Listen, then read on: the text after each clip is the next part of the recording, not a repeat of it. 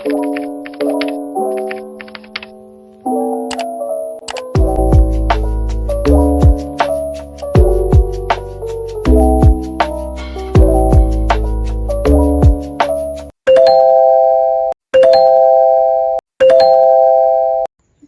kami dalam membuat video yaitu agar seorang calon guru dan guru dapat memahami konsep dasar dalam pembelajaran.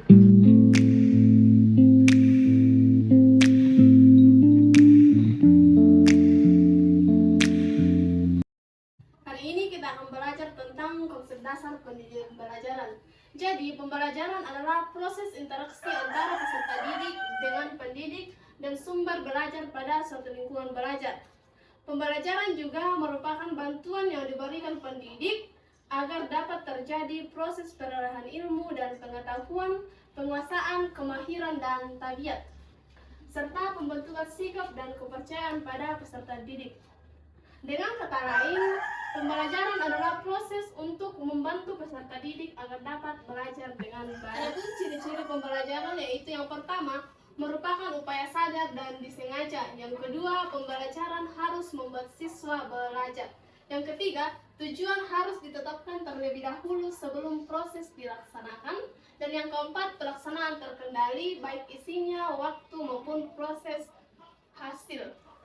Fungsi pembelajaran adalah sebuah pedoman dalam perancangan hingga pelaksanaan pembelajaran dan juga pedoman bagi guru atau calon guru dalam melaksanakan pembelajaran sehingga guru dan calon guru dapat menentukannya. Jadi, tujuan pembelajaran adalah sesuatu yang ingin dicapai dalam kegiatan pembelajaran, yaitu gambaran perubahan perilaku siswa ke arah yang lebih positif, baik dari segi pengetahuan, keterampilan, dan sikap. Tujuan pembelajaran atau tujuan instruksional berisi rumusan pertanyaan mengenai kemampuan atau kualifikasi tingkah laku yang diharapkan dimiliki dan dikuasai siswa setelah mengikuti proses pembelajarannya. Prinsip konsep pembelajaran. Yang pertama, motivasi. Di dalam Kamus Besar Bahasa Indonesia, makna motivasi adalah hasrat atau dorongan yang timbul pada diri seseorang secara sadar ataupun secara tidak sadar untuk melakukan suatu tindakan dengan tujuan tertentu. Yang kedua, belajar aktif. Belajar adalah menyangkut apa yang harus dikerjakan siswa untuk dirinya sendiri, maka akan lebih baik jika inisiatif muncul dari dalam siswa sendiri. Belajar aktif bisa dari segi kegiatan fisik, seperti membaca, mendengar, menulis, berlatih keterampilan-keterampilan, dan sebagainya. Yang ketiga, peragaan.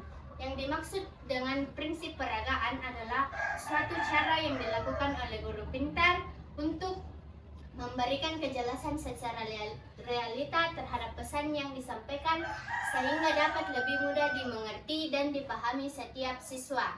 Yang keempat, individualitas. Hamsa menyebutkan bahwa mengajar harus memperhatikan perbedaan individual setiap siswa. Terdapat perbedaan individual dalam kesanggupan belajar siswa. Yang kelima, mandiri. Siswa harus dilatih menjadi pribadi sejak dini. Pesan dalam konsep pembelajaran merupakan materi yang akan disampaikan kepada peserta didik. Jadi kesimpulannya adalah hal yang harus disadari saat ini yaitu pentingnya belajar konsep tentang sesuatu, adanya interaksi. Interaksi yang terjadi antara pelajar dengan pendidik teman-temannya, tutor media pembelajaran atau sumber-sumber yang lain. Sekian dan terima kasih. Demikian pembuatan video dari kami, kurang lebihnya mohon dimaafkan. Sekian dan terima kasih.